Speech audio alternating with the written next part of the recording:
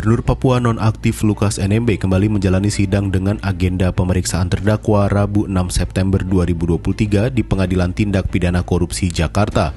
Kuasa hukum Lukas NMB, Petrus Balapationa, menyebut kondisi kesehatan kliennya belum stabil. Di awal persidangan, Hakim Ketua mengingatkan Lukas NMB untuk bersikap sopan serta kooperatif dalam menjawab pertanyaan.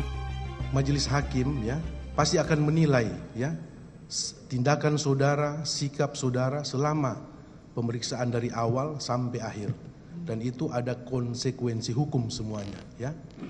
Apabila saudara bersikap sopan selama persidangan, mengikuti jalannya persidangan dan tertib, ada konsekuensi hukum. Begitu sebaliknya, apabila saudara bersikap tidak kooperatif, bersikap tidak sopan di dalam ruang persidangan, pasti juga ada konsekuensi hukum. Adapun sidang hari ini merupakan sidang lanjutan yang digelar pada Senin 4 September lalu.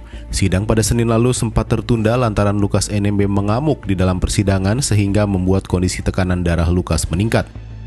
Pada sidang sebelumnya, Lukas NMB tidak banyak mengetahui persoalan yang ditanyakan oleh Jaksa KPK. Ketidaktahuan inilah yang membuat Jaksa KPK terus mencecar Lukas NMB untuk membuktikan surat dakwaan sehingga emosi Lukas tak terbendung. Tak berhenti sampai di situ, Jaksa terus mencecar Lukas soal penukaran uang dalam bentuk dolar Singapura. Pertanyaan inilah yang membuat emosi Lukas makin tidak terkontrol. Di ruang sidang, Lukas sempat memaki Jaksa saat dicecar terkait kegiatan judinya di Singapura. Puncaknya, Lukas melempar mikrofon yang digenggamnya di hadapan majelis hakim. Melihat situasi yang tidak kondusif, majelis hakim memutuskan untuk menunda persidangan dan meminta tim dokter KPK memeriksa kondisi kesehatan Lukas NMB. Sebelumnya, Jaksa Penuntut Umum KPK mengungkapkan terdakwa Lukas NMB menghabiskan miliaran rupiah untuk bermain judi di Manila, Filipina. Tak hanya di Manila, Lukas juga bermain judi di Singapura.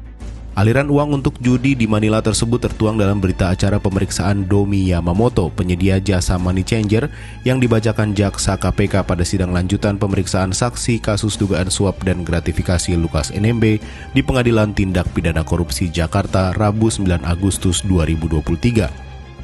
Selain suap dan gratifikasi, Lukas NMB juga dijerat kasus dugaan tindak pidana pencucian uang atau TPPU terkait aliran dana ke judi kasino. Pusat Pelaporan dan Analisis Transaksi Keuangan sebelumnya menemukan transaksi mencurigakan berupa setoran tunai yang diduga dilakukan Lukas NMB di judi kasino senilai 55 juta dolar Singapura atau mencapai 560 miliar rupiah.